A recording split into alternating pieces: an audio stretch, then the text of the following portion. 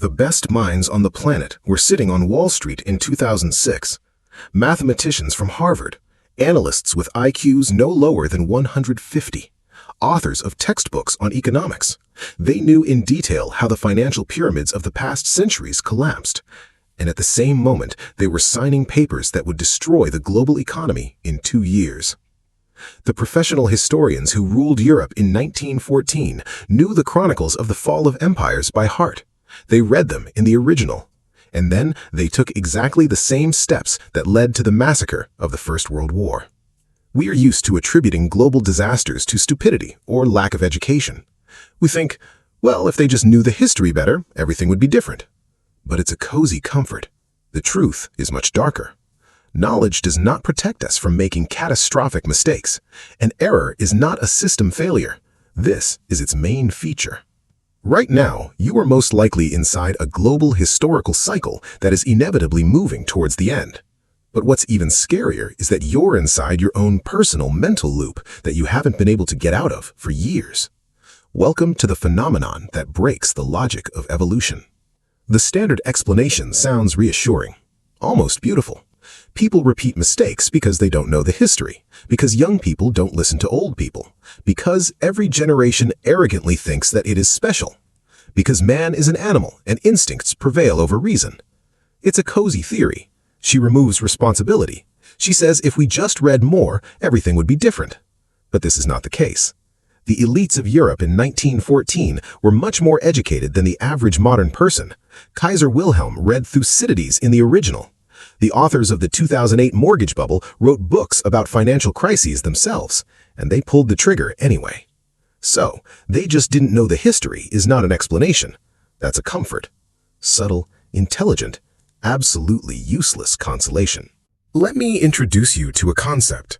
In sociology and economics, it is called path dependence, or the historical rut effect. She describes a frightening law. Once a decision is made, it determines all subsequent decisions, even if they lead to an obvious catastrophe.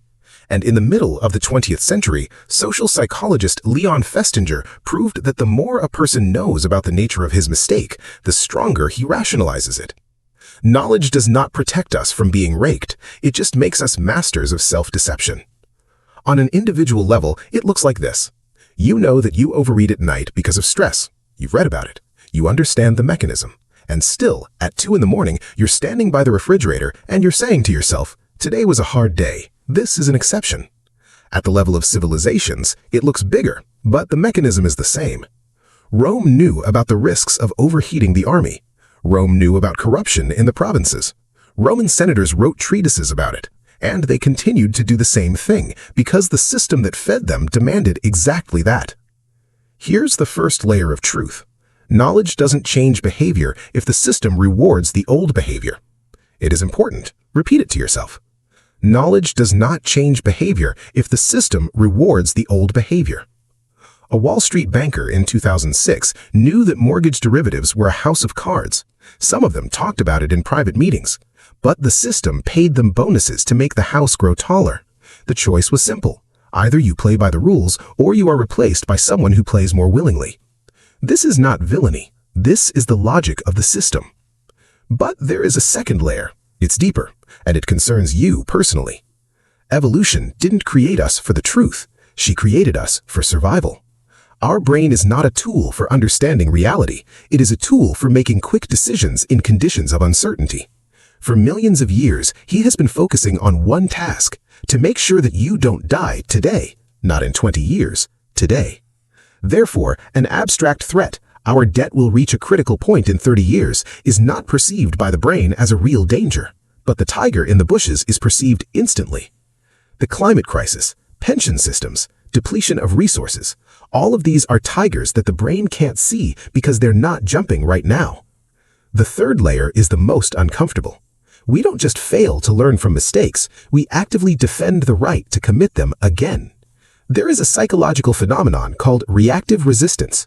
When you feel that your freedom is being restricted, even by the right advice, you resist, not because the advice is bad, but because the very fact of the counsel is perceived as a threat to autonomy.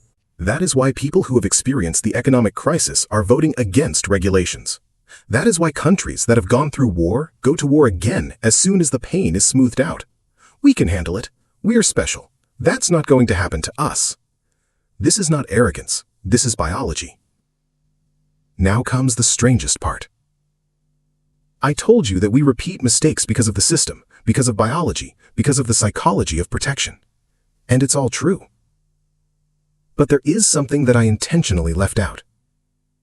Because it changes everything. We assume that repeating mistakes is a bug, system failure, a flaw in evolution. What if it's a feature? Not in a cynical way, literally. Consider the following pattern.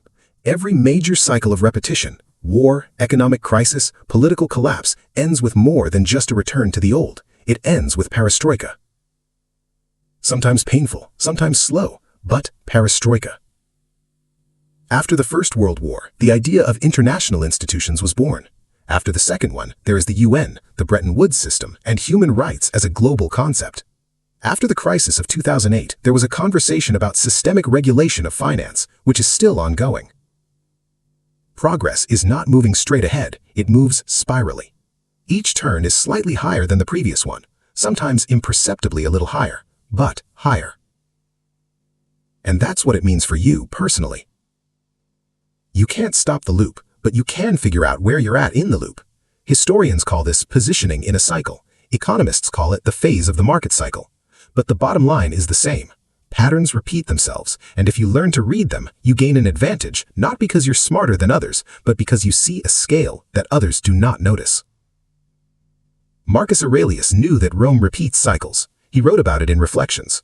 He couldn't stop the decline, but he was able to choose how to behave inside him.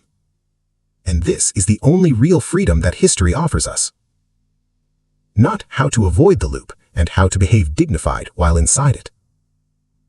I'm not going to give you a list of 5 steps that will change your life. It wouldn't be fair. Because the real question is not how to stop the repetition. The real question sounds different. You know the noose you're in, on a personal level. Maybe it's the type of relationship you choose over and over again. Maybe it's a financial decision that you've already made and you know how it's going to end. Maybe it's a conversation you have with yourself every 6 months and then you don't change anything. You know. And yet, here you are again. Not because he's stupid, not because he's weak. This is because the system, external or internal, still rewards this behavior with something. Comfort, familiarity, the illusion of control. Rome didn't know it was falling. Not in the sense that I didn't know, but I did. But it continued to live as if it were happening to someone else, with the past Rome, not with this one. That's what we're missing. Not knowledge, not education, not smart books. We lack the courage to apply knowledge to ourselves, right now, not to abstract humanity, but to oneself. It's scary. It requires recognizing that you are also part of the loop, that your exceptions are not exceptions, that your special circumstances are exactly what everyone before you told themselves. The loop doesn't stop, but she leaves a mark. And the only question that matters is this: what kind of trail will you leave?